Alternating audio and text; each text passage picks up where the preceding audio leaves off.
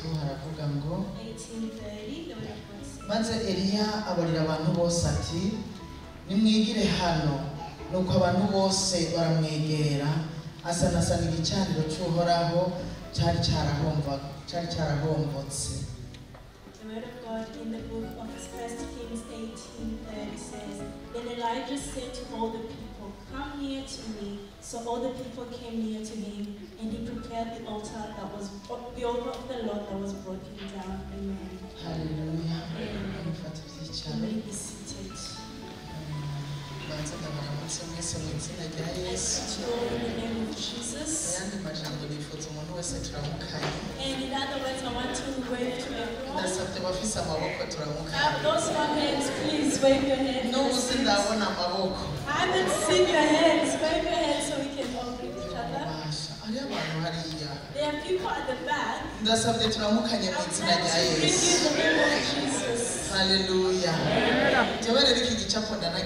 I love this picture. And because I see the way God sees the palm of hands. When you see the palms of hands, they're very beautiful. But we are giving God all the honor. When I raise my hands, I know I am giving God the glory because my hands are working well. Hallelujah. Amen. My name is just as you know. Since a long time I used to be afraid to say my name. I grew up very shy and saying my name was shy. But my parents called me Muji Denise. And God gave me the name Buntu. Those are my names. I am a servant of God in the Church of the Rock. Amongst the high position of the board in the church board. That is where I do the work of God. I am thankful to God to be here today. Before I forget, before I speak, the person who I work with, there is someone named Charles, if you know them. He told me to greet you on his behalf and also on the church behalf. Please receive all the greetings from me. And my children, they were together with the grandchild. We did a video. And then the baby was also cooing wherever she was. And others were sending me to greet the church. Please receive these greetings in the name of Jesus. So that I may not leave this place with a debt. That I did not bring to you what He gave me to give. And let us touch on this word that says to rebuild the altar of the Lord. The altar that was broken. Because we have learned earlier that we rebuild what has been broken. When the altar is broken, it has consequences. And these are the consequences that really hurt Elijah. The first consequence was it caused the Israelites to depart from the covenant of God, from the promise of God. And the Israelites, they left what was required of them. And the second consequence, the servants of God were then being persecuted. And the third outcome, or the third consequence, people no longer had where to go or where they were coming from. And Elijah said there were people of no direction. They were not praying to the Heavenly Father. And they were not praying to God. But they had nowhere they were going. They were not hot nor were they cold. bishe It was such a bad iki time. gicaniro cy'uhoraho cyahomvaguritse. When the altar of the Lord was broken. Hanyuma rero ahari igicaniro And where there's an altar, hari ikimazi, there's a sacrifice, haba n'umuherezi, and there's also a priest, haba n'Imana. and there's God. Igicaniro, An altar, ikimazi, a sacrifice, umuherezi, a priest, Imana. and God. Igitangura gihomvaguritse, When the first is broken, ivy'ikimazi biracangana, the sacrifice is now mixed, umuherezi abura akazi, and the priest no longer has Imana God, ikabura abantu. and God has no people to serve. Kubera ku gicaniro Because at the niho altar, habera imigenderanire n'Imana. it is where relationship with God is Bisigura mu established. gicaniro gisambutse, This means when the altar is broken, imigenderanire icipfa. the relationship is severed. Usomye mu gitabo cyo kuvayo If you read in the book of muri iki gice Exodus, cya 20, chapter 20, uhoraho yari yarababwiye the Lord had told uko them bakwiye kubaka igicaniro. how they were meant to build the altar of Ku murongo wa 24 haravuga ngo Exodus chapter 20 verse 24. igicaniro muzongirira muze mukirundarunde mu ivu abe ariho mutangira ibimazi byanyu byo konswa n'ibyishimwe ari byo ntama zanyu cyangwa inka. Ahantu hose izina ryanje rizo kwibukirwa nzohabasanga mbahe umugisha. Kandi nimwangirira igicaniro cy'amabuye nimuze mucubakishe amabuye abajwe kuko ibuye muri kojeje kw'icuma cyanyu muba muri humanije. The word of God says in the book of Exodus chapter 20 verse 24 and 25, an altar of earth you shall make for me, and you shall sacrifice on it your burnt offerings, your peace offerings, your sheep and your oxen. In every place where I record my name, I will come to you and I will bless you. 25. And if you make me an altar of stone, you shall not build it of hewn stone, for if you use your tool on it, you have profaned it. Amen. Ibijanye n'ibyo kubaka igicaniro ibyo bubakisha And what the tools that they were using to build the altar sibyo shaka guteba, is not what I want to spend time on. ariko nuko hose hubatswe igicaniro, But it's because wherever an altar is built, ahantu usomye mu isezerano rya kera if you read in the Old Testament, haba ari ahantu ho kwambariza izina ry'uhoraho. it was a place to praise the name of God. Usomye no mu gice cya 12 cy'itanguriro, Even if you read chapter 12 of Genesis, sogokuru Aburahamu our grandfather Abraham, yarahamagawe murabizi he mu was gice cya called, 12 even in chapter wave mu gihugu 12, ciwe aje mu gihugu cy'isezerano aricyo gihugu cy'Ikanani. he left the land he was in and he entered the promised land, which was Canaan. Bibiri iratubwira ngo amaze gushika muri icyo gihugu And the word of God says once he entered that land, uhoraho yaramwiyeretse the Lord showed himself to him. aramubwira ngo uruvyaro rwawe And he said, your generations, nzoroha iki gihugu. I will give them this Aho hantu land. Imana imwiyerekeye And where God showed himself aca to hubaka Abraham, igicaniro he built an altar at that place. kubera Imana yahamwiyerekeye. Because God had revealed himself to him. Basokuru benshi ba kera usomye muri Bibiliya usanga aho Imana yabiyerekeye baca bahubaka igicaniro. And many forefathers in the Bible, you will find that where God revealed himself to them, they built an altar. Hari igihugu cy'abanyakanani There was the land of the bo Canaanites. bakibamwo bonyene, They were the only ones who lived in there. ariko Aburahamu But Abraham, Imana imaze when kumugendera God visited him ikavugana nawe and spoke with muri icyo him gihugu in cy'ikinyamahanga that foreign land, yaciye ahubaka igicaniro. he built an altar of the Igicaniro Lord. cy'icibutso An altar of remembrance. yuko Imana That yamwiyeretse, the Lord revealed himself. ariko kandi igicaniro cyo kwambariza kw'izina And ry'uhoraho. then also an altar to proclaim the name of the living God. Haleluya. Amen. Imana iha umugisha And when God is giving a abashitse blessing, muri kino gihugu bakubaka ibicaniro. and may God bless those who came to these foreign lands and built Ibicaniro byo altars. kwambariza kw'izina ry'uhoraho. Altars to proclaim the name of the living Ushobora kuba God. n'Imana Imana yarakwiyeretse Maybe God has revealed himself to ugeze muri you kino gihugu. when you entered into this country. Aburahamu ntiyatinye Abraham was not afraid kubaka igicaniro to mu gihugu build cy'i Kanani. the altar of God in a foreign land. Mu yandi majambo In other words, yarabazaniye Imana mu gihugu cy'i he Kanani. brought God into the land of Kandi Canaan. yubaka igicaniro cyo kwama ahamagara izina ry'Uhoraho mu gihugu cy'i And Kanani. he built an altar so he could continuously call the name of God in the land of Canaan. Usomye ahantu hose rero bubatse ibicaniro, And when I read all the places they have built altars, nagiye gusanga ahenshi bavyubaka ngo bibe ivyibutso kugira ngo ntibaze bibagire Imana. I saw that they were building these altars to serve as a remembrance so they would not forget God. Canke ngo bibagire ivyo yavuze, Or forget what he has said. canke amasezerano Or yabahaye. forget the promises he had given them.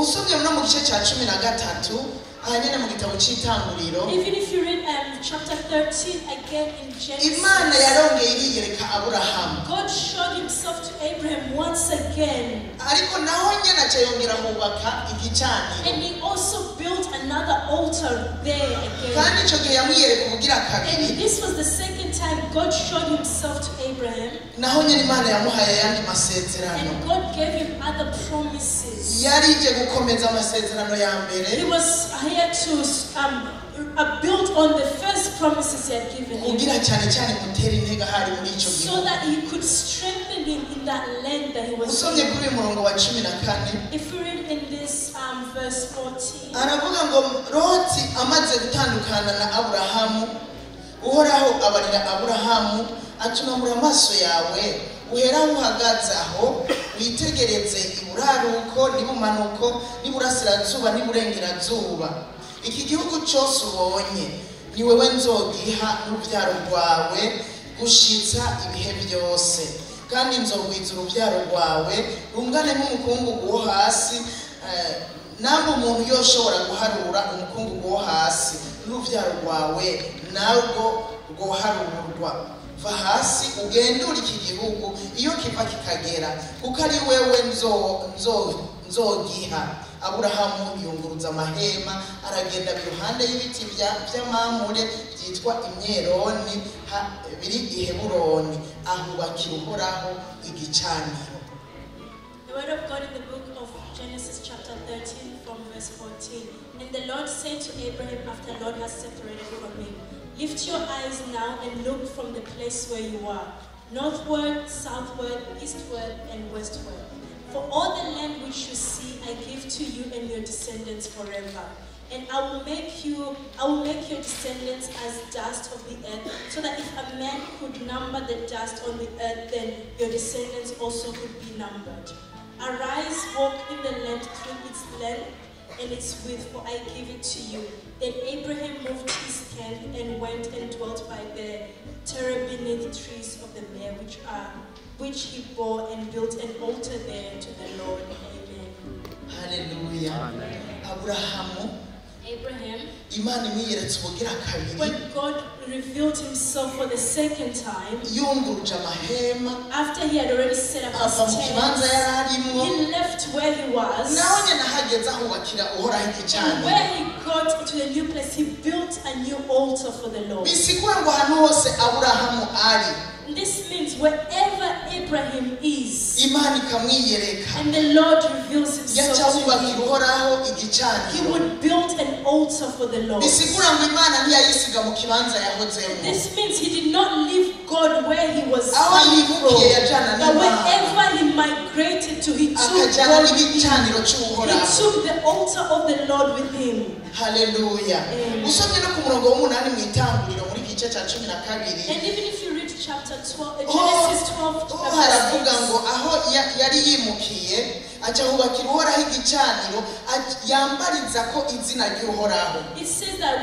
when he moved to, he created an altar where he would call unto the name of the Lord. Mufate ibi bintu bibiri, Take these two things. igicaniro cy'icibutso There is an altar of remembrance, kugira ngo twibagire Imana n'ivyo yavuze n'amasezerano so we yayo. don't forget God and his promises and what he has said. Igicaniro cyo kwambariza k'Uhoraho. And then there's an altar to call upon the Lord. Haleluya. Amen. hamwe yarahubaka kikaguma igicaniro And he would build and the altar would remain there. kandi ahageze yibuka yuko uhoraho yamwiyeretse And he would remember that the Lord revealed himself to him. kandi ibyo byatuma aca yibuka n'amasezerano uhoraho yamuhaye. And that also made him remember the promises and the covenant that God had made with him. Hallelujah. Amen. Imana yacu Our God ni Imana nziza, is a good God. ni Imana igira He's neza, a God that does ni Imana good. igendana It is natwe. a God that walks with us. Aburahamu Imana imubwiye kwimuka yagendanye nawe. When God would tell Abraham to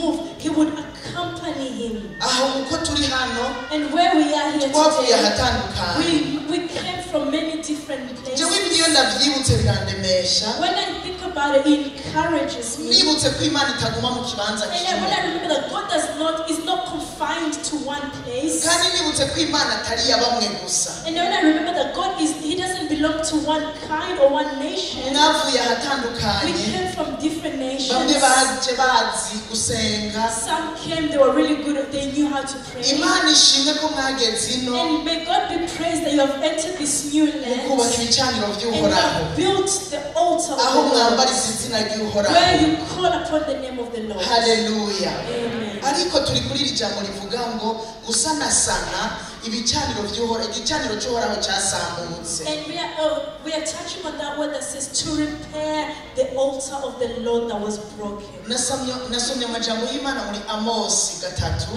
I read the word of God in the book of Amos chapter umurongo wa 3, 14 verse 14. havuga ngo kuko umunsi nzohanira ko Abisirayeli ibigabitanyo byabo nzohana n'ibicaniro by'i Beteli kandi amahembe y'igicaniro azocibwa atsindwe hasi. Amosi 3 umurongo wa 14. The book of Amos chapter 3 verse 14.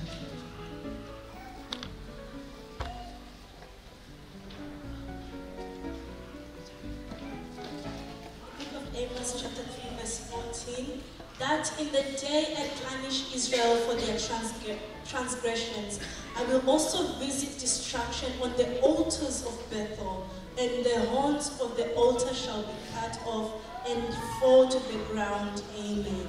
Ibituma igicaniro gihomvagurika The reason why the altar gets destroyed, ni ibyaha. it is sin. Imana yavuze ngo ni yera, God said that He is yabivuze righteous. inshuro nyinshi And He has said that He is mu holy Balewi, many mu times. guharura. In Mose Numbers. arabibibutsa mu And gusubira mu Moses and byagezwe. Amos Imana reminded yaguwe them. ivuga yuko ari yera, And God reminded them, I am holy. abayisenga bakwiye kuba bera. And those who worship Him shall also be holy. Rero ibituma ibicaniro bihomvagurika And the reason why the altars are being broken, ibyaha. it is because of sin. Aha Amosi And here we can see Amos. yariko aravugishwa, He was aravuga having ngo a umunsi revelation. nzohanira And Abisirayeli. he was prophesying, saying, the day that I will punish the Israelites. Ibyo yariko arabivuga kubera ibyaha Abisirayeli barimo. And he was speaking on this because of all the sins the Israelites were indulging in. Avuga ko azobahana kubw'ibigabitanyo byabo, And he said he will punish them based on their ariko kandi transgressions. ko azoca ahana n'ibicaniro. And he's also going to destroy the altars that they had built. Bisigura ngo Imana iyije guhana, And this means that when God is coming to burya punish, n'ibicaniro ntibisigara. and the altars don't remain, Niho haba guhomvagurika and kw'ibicaniro. that is when the altars become Ni destroyed. ukuvuga ngo abegera ibicaniro bagatatana, And those who are near the altars, they would separate. kandi ngo n'amahembe y'ibicaniro agatsindwa hasi. And he would also cut off the horns of the Amahembe rero agereranywa na protection, na gukingirwa. And the horns of the altar is a symbol for Iyo protection. igicaniro cyahomvaguritse, When the altar is broken, burya gukingirwa kuba kwahavuye. protection no longer exists there. Abantu ntibaba bagikingiwe. People are no longer bound by the protection of Bisigura God. ngo turafise impamvu cyane And this means that we have every reason yo gusanasana igicaniro to cyahomvaguritse. repair all the altars that have been destroyed. Eliya aravuga ngo nimwigire hano And Elijah said, come close to me. dusubire twubake. Let us rebuild. dusanasana igicaniro. Let us repair the altar. natwe twegeye hano uno And munsi as we have come close here to have near kugira ngo here, dusanasane igicaniro. so that we can repair the altar of the Lord. hari ibyasambutse. There are many altars that have been broken and destroyed. ibisambuka nababwiye yuko igicaniro cyane cyane ubona imigenderanire hagati y'abantu n'Imana. And I've already told you before that an altar shows the relationship between God and humans. uyu munsi And today, hashobora kuba hari abantu bari banyamujijya n'ino, abantu batari mu Mana, but today there may be people who are, basa n'abari mu Mana ariko but batari there mu may Mana. be people who look like they are in the ways of the Lord, but they are not indeed living the ways of iyo abantu God. bameze uko When people are lukewarm, biba bisigura yuko igicaniro cyazambutse, that means their altars have been destroyed. ariko hariho ibyizigiro But there is hope byo gusanasana to igicaniro repair the altar of the nk'uko Lord. Eliya yabikoze. Like Elijah did. arahamagara abantu, He called the ashize people amanga, and he called aravuga them. ngo nimwegere And hano he said, come near kugira here. ngo dusanasane And he ibyasambutse. said, let us repair what has been destroyed, ibyasambutse, what has been broken. imigenderanire hagati y'abantu n'Imana The relationships between man and icyo God, gihe yari yasambutse they were fragmented, they were broken. kubera abantu bamwe basenga bayari, Because many people had now turned to pray to abandi God. basenga Imana, Others were praying the living aho God. n'Abisirayeli bari bamaze gutwarwa And many Israelites had already assimilated to the batabona other iyo bija nations. n'iyo biva. And they didn't know, they no longer knew the Ibyo ways bihe of rero God. And those no muri kino times, gihe cyacu and even in this generation, birashika. we are also faced the mu same gihe things. cyacu twebwe twacunguwe n'amaraso ya Yesu When Kristo, our time came and we were saved by the blood of Jesus Christ, iki gicaniro turaba imigenderanire uyu munsi dufitaniye n'Imana. and this altar now signifies the relationship we have with God, ubusabane buri hagati yacu n'Imana. the communication between us and God. nari numva ariko twohagarara ko muri aka kanya And I wanted us to stand in this on this moment. mvuze mu gicaniro kijyana n'ibimazi. When I say an altar is mu accompanied by gihe cya kera zari sacrifice, impene zitangwa, and back in the day people would sacrifice a lamb inka, or maybe a cow, nibyo byatangwa kugira ngo abantu bashobore guharigwa. and this was the price for people to be pardoned or to have their sins cyangwa ngo bashobore forgiven, kwegera Imana. so that they could go near God.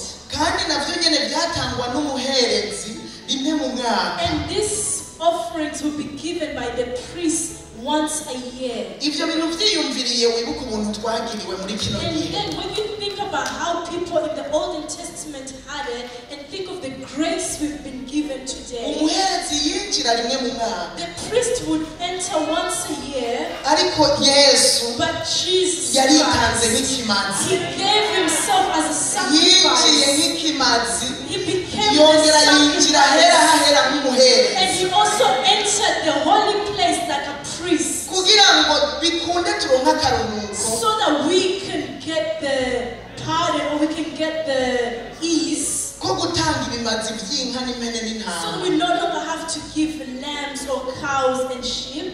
Haleluya, Amen. haleluya. Amen. Yesu And yaritanze, Jesus sacrificed yitanga himself. nk'ikimazi cyera, He sacrificed himself as a holy gishimwa sacrifice, n'Imana, a sacrifice pleasing to the Lord. kandi aca yinjira nk'umuherezi And mukuru. he also entered as a high priest. Haleluya. Amen. usomye mu Baheburayo 9:12 If you read the book of Hebrews chapter 9 verse 12, haravuga ukuntu amaraso y'impene cyangwa y'amashuri it talks about the blood of the lamb.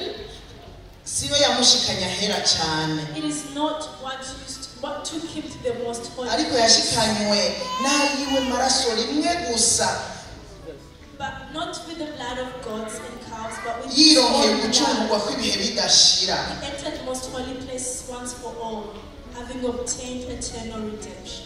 twibuke yuko ibyo bimazi byatangwa mu gihe cya kera, I want us to really reflect and remember that the sacrifices that were being given back then, cyari igitutu,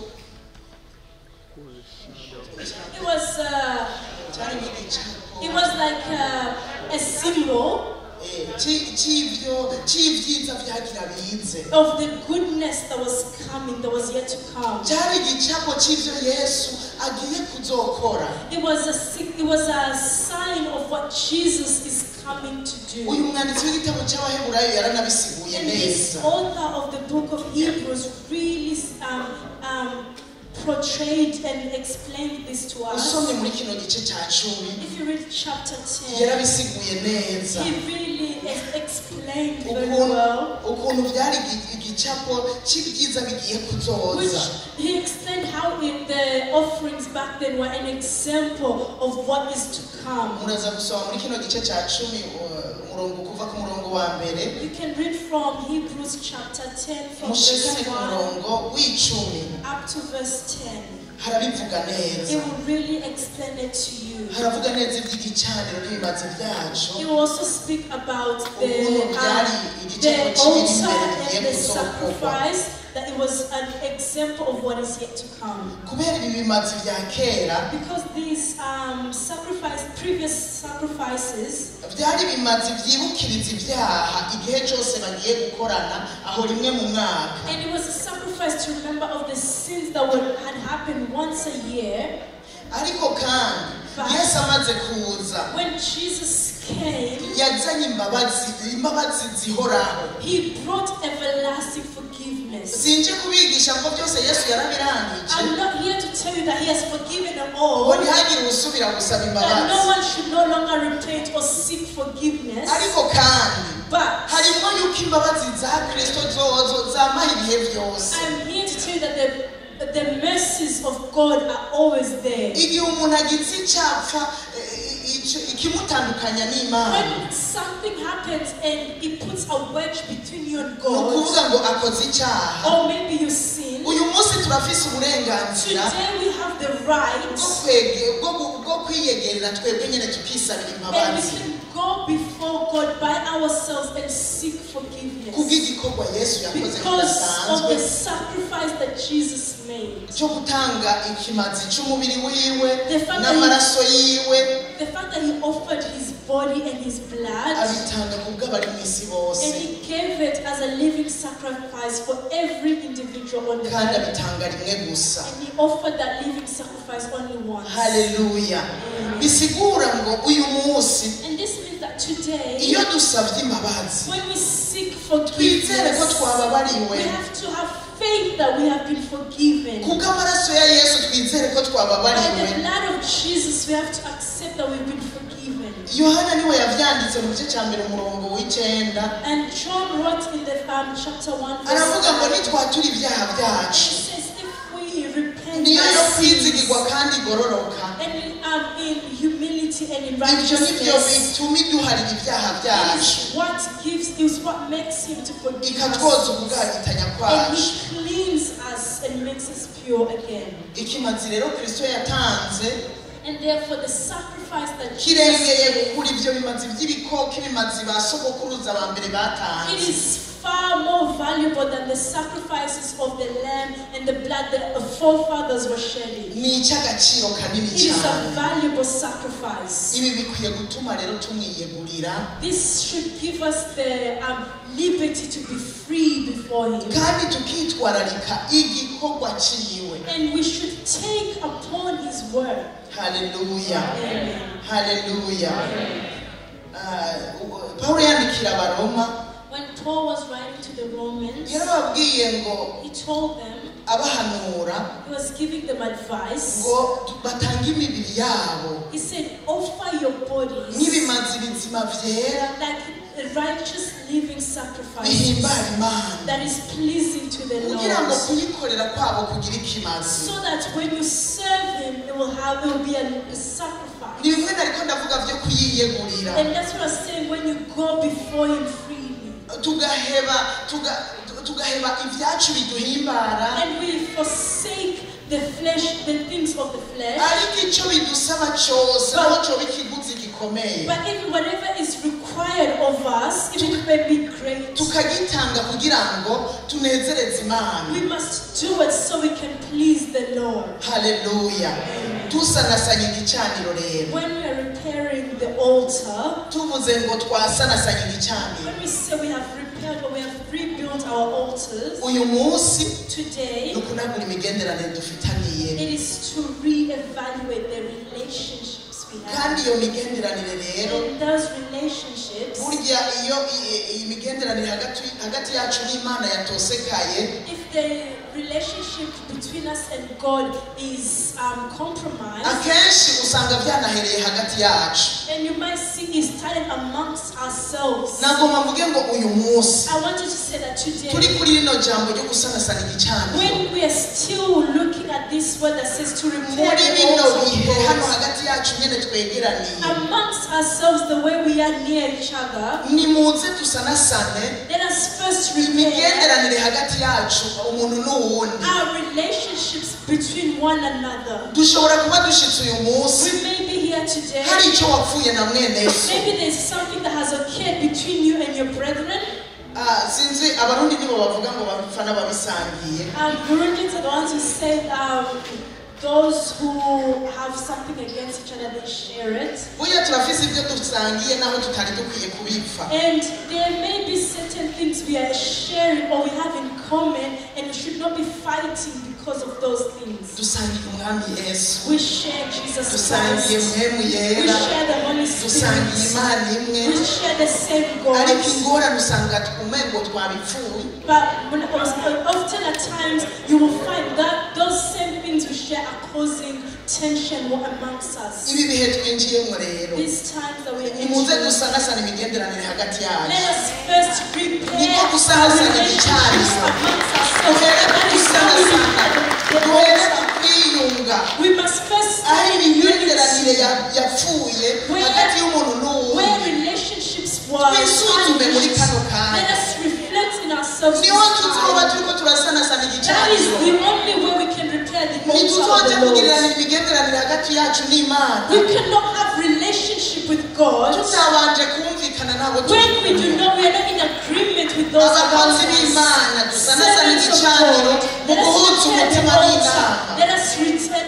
Let us have a heart of unity. Ubumwe bwasambutse The unity that has been twongere broken. tubwubake. Let us rebuild it. Haleluya. Amen. Ubumwe bwasambutse tubwubake, The unity that was broken. Let aho us rebuild urukundo it. rwatimbye tunagura urukundo, The love that has died down. Let us rekindle that love. tunagure gukorera hamwe. Let us rekindle working together. Jewe ncumva iri jambo ry'umutwe When I heard the topic of the conference, gusanasana igicaniro, to repair the nicyo kintu altar, cya mbere cyabaye muri jewe, it is the first thing that happened with the yuko ari ibihe byiza byo kunagura imigenderanire I realized it was a good time to repair the hagati yacu bwa relationships mbere, amongst ourselves umuntu na first. mugenzi wiwe. You and your neighbor. Ubugira kabiri, And the second, ni ibihe byiza byo kunagura imigenderanire it is also a good time to mu repair relationships in the families. kuko no mu miryango haraba ibicaniro. Because even in families there's altars. Erega naho twambariza izina ry'Uhoraho, Even though we bear the name of the living God, no mu miryango turahambariza izina ry'Uhoraho. and even in our families we must also bear the name Iyo rero mu of God. miryango hatari uguhuza umutima n'inama, If in the house there is no unity or there is no igicaniro kirahomvagurika, the altar is broken in that home, ugasanga n'ibyo gusenga byapfuye mu you will miryango, find even prayer is dead in the family. cyane naho basenga ugasanga ntibariko barasenga bahuje umutima And n'inama. even if prayer is happening, their hearts are not in unity when they pray. Ibi ni ibihe byo kuba hamwe, But this is the time imiryango to be yatandukanye unity. isubire hamwe, The families that have been broken to be rekindled and reunited. ababyeyi umugabo n'umugore batagihuza bagaruke biyunge, And husbands and wives will no longer see eye to come together once again. abana n'ababyeyi biyunge. And children and their parents to be reunited. Ubugira gatatu, ibi ni ibihe byo kwiyunga mu mashengero. And the third thing is this is the time for you to unite yourselves in the church. Uko tuvuze ngo igicaniro cyahomvaguritse, If we say the altar is broken, umuntu wese agira ibyiwe, each person does their umuntu own. wese akora ibyiwe, Each person does avuga their own thing. ibyiwe, They ni say their ukuvuga own avugana, things. They do speak about one another.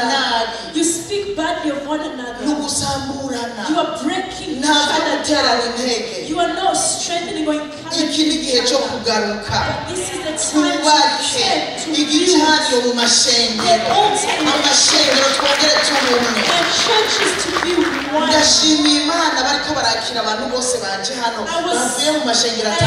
thank God when they were receiving all the different people from different churches. Can it always be like this? And you have moments where you meet together and the servants of God and the people who are living, and you come together and accept one another like the body of Christ. We respect one another like the body of Christ. When the altar is broken, others will start to see themselves like they that they are holier than thou. You will start to see others, they are sinners more than you are. People will now start to see on the outside appearance. Then you will start to play judgment because they do this, they are not innocent. Because they dress this way, they are not saved. We are now casting judgment on the physical appearance. That means your altar is broken. When your altar is fully built and the fire is burning, we meet in unity. We meet in love. There is good relationship. Hallelujah. It is time to. There are some people who don't connect with their communities. And they are almost like, oh, do not ask me about those things. When these things of isolating yourselves from others, people do this when it's good. People when they are going through good times in their lives and they are being prideful, but when they are going through hardships, that is where you will realize it is very important to connect with other people. This is the time to connect. Hallelujah. The people who God reveal this word to,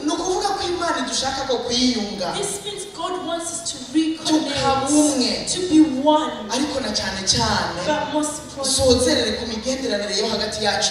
But most importantly, between our relationships.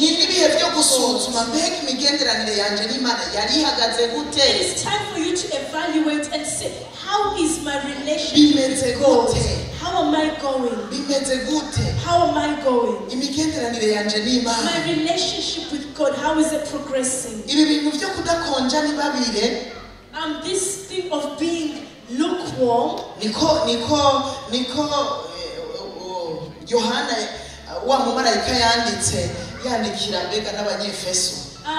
the same when they were writing to the Ephesians saying, you are neither hot nor are you cold, I will spit you out. If you are in the works of God but you're not fully immersed in the work of God, if it is just from the mouth, if it is just for Sunday, our relationship with God, it is from Monday to Sunday. It's from the 1st to the 31st. Our relationship with God is from January to December. There is no time for you to start in your relationship with God. It is a daily thing. In the end times, don't think it's easy. In the end times, will run. Everyone will run. Back then we used to say people who live in the foreign countries, they are the only ones who are busy. Even back home, people are always running. People are always running and running and running.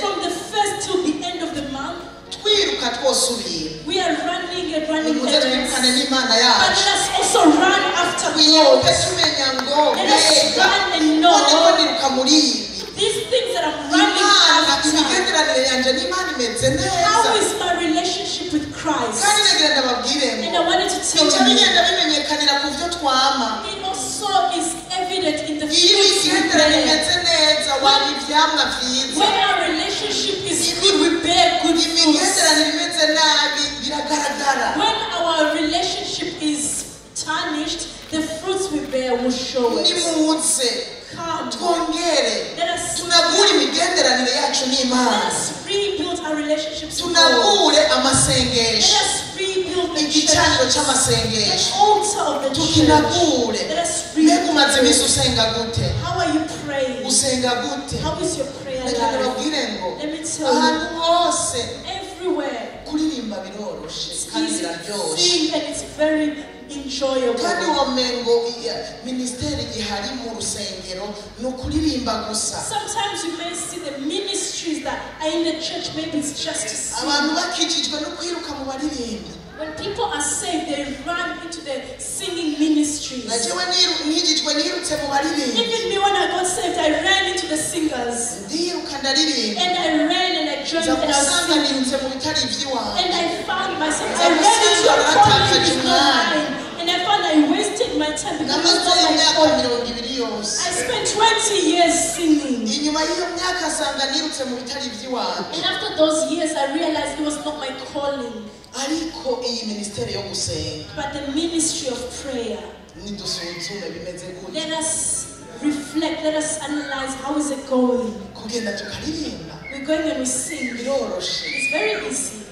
biroroshe It's easy. nubwo naho nyine bisaba gutanga umwanya Even though singing requires you to sacrifice your time so you can prepare the songs, ariko but ndabasabe I'm asking you, twongere tunagure igicaniro cyo gusenga let us repair the amasengesho muri altar of twebwe prayer. tuyanagure Let us repair prayer lives within tuyanagure ourselves. sinzi uko byari Let us byifashe muri repair wewe our prayer life in kuko ourselves. tudasenze Because if you do not pray, imigenderanire ntishobora kugenda neza hagati yacu n'imana you cannot have relationship with God if you do not pray. gusenga no kuganira When n'imana you pray, you are speaking to no God. kuganira You n'imana are speaking with God. haleluya Amen. gusenga Prayer. icyo gicaniro muri wewe kimeze gute How is that altar within aho you? icyo gicaniro nticyahomvaguritse Isn't that prayer, the altar of prayer, is it not broken down within you? kumbura ushobora kuba kera warasenga cyane Maybe before you used to pray quite a lot. icyatumye bazana iri jambo ry'umutwe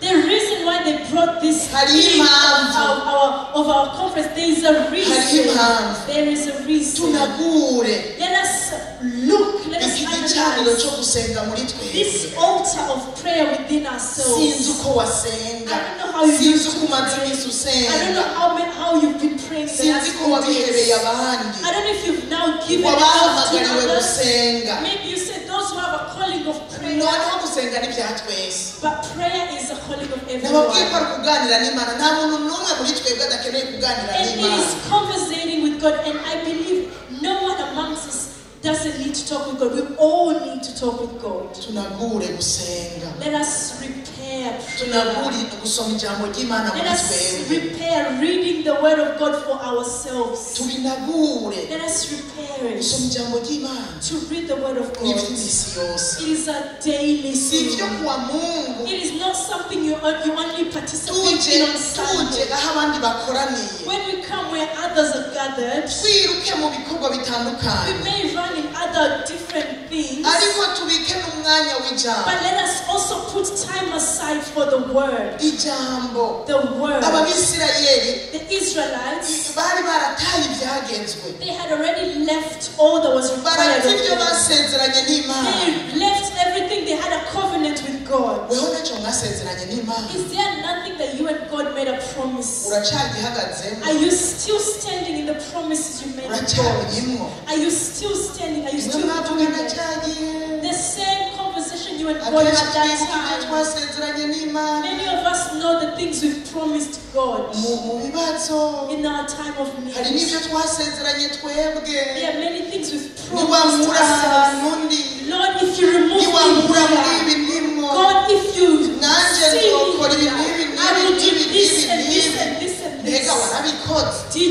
do what you promised? warabikoze Did you do it? warabikoze Did you do it? subira winjiremwo Go back urabe and look. kuko nibihe byo kunagura It is time to rebuild and imigenderanire yacu our relationship n'Imana with God. ariko tubihereye hasi But we have to start from the very beginning. tubihereye hasi hagati yacu We have to start from the beginning amongst ourselves. twinjiremwo Let us enter this. uko dukorera Imana The way we serve God. tubinagure Let us repair it. mu yandi majambo In other words, ibihe byo gusaba it is time to inkomezi nshasha ask for new kandi strength. inkomezi ziva kuhoraho And strength comes from yaremye God, ijuru n'isi the creator of niwaha heaven and inkomezi earth. abatendebukiwe If you give abacitse intege abasubizamo if intege the only one who strengthens ukaba wari uyendebukiwe if you feel like you've mu been gikorwa cy'Imana in the work of God, uhoraho ari inkomezi abatendebukiwe He will strengthen those who are uhoraho weak. asubizamo inkomezi He gives abazibutse strength. He restores nimuze strength. uku nyene turi Come as dusaba we are inkomezi here. Let us seek zishasha strength. hanyuma New strength so that tubandanye kubaka igikorwa so cy'Imana we can build the work of mu God. nkomezi n'ubushobozi buva kuri iyo In the only through the strength and the power that comes musanzwe from mubizi ko God. dushobozwa nawe aduha Do inkomezi you know that He's the one who gives us strength? aka n'akaryo keza rero ko kumwegera And this is a wonderful time to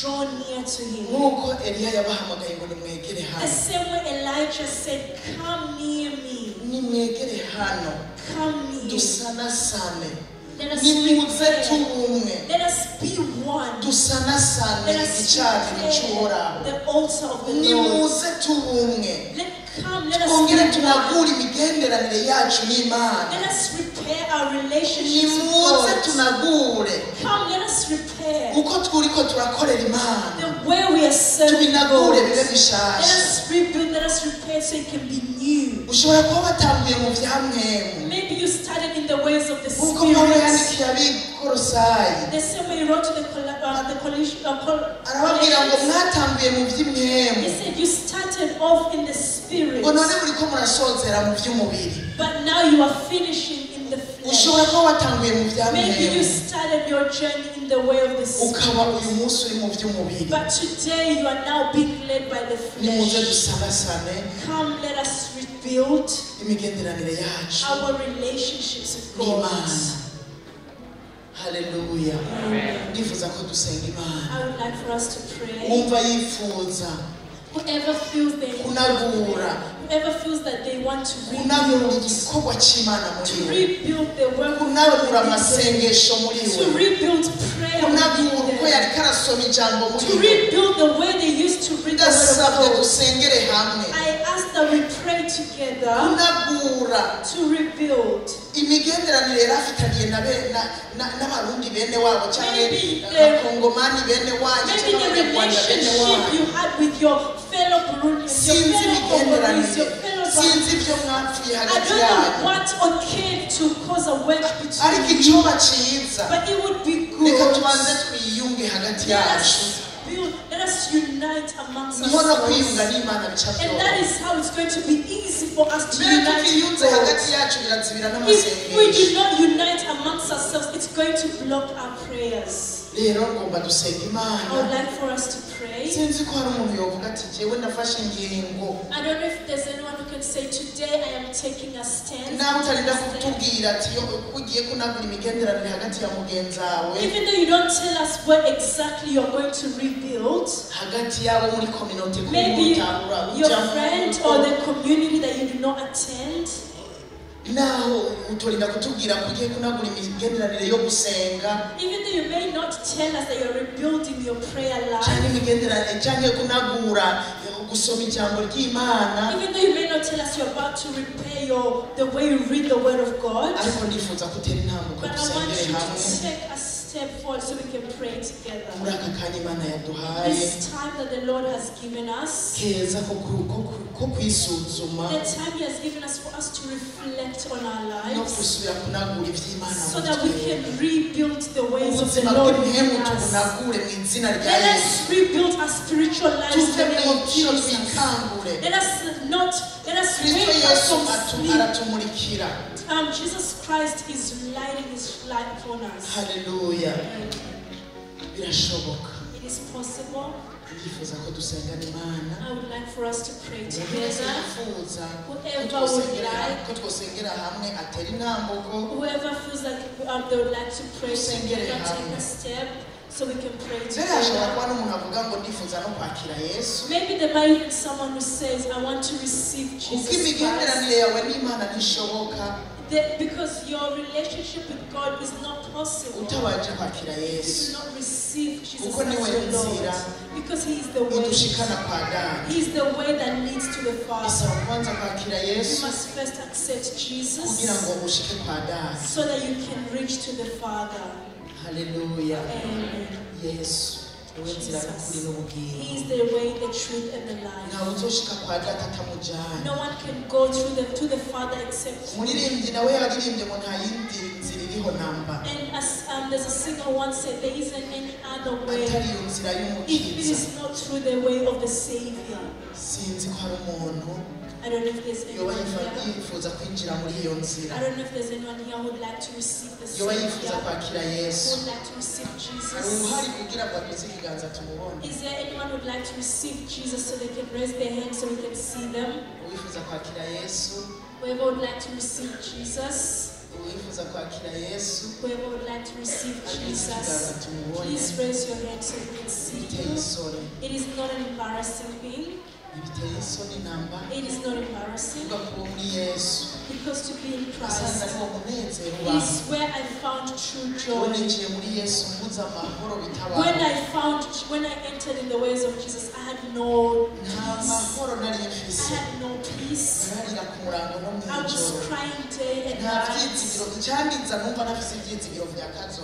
And what used to make me cry is because I had no hope for tomorrow. And not the hopes of a house or to have a house, no. I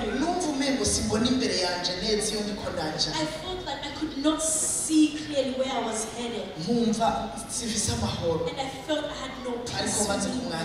But once I received Him, I had immense peace. Is there anyone who would like to receive Jesus as their Lord and Savior? Before we pray for those who want to rebuild their spiritual lives, may Jesus bless you. May God give you blessing. Hallelujah. I've seen one who's raised their hand. May God bless you. I don't know if you'd like to take a step and come forward.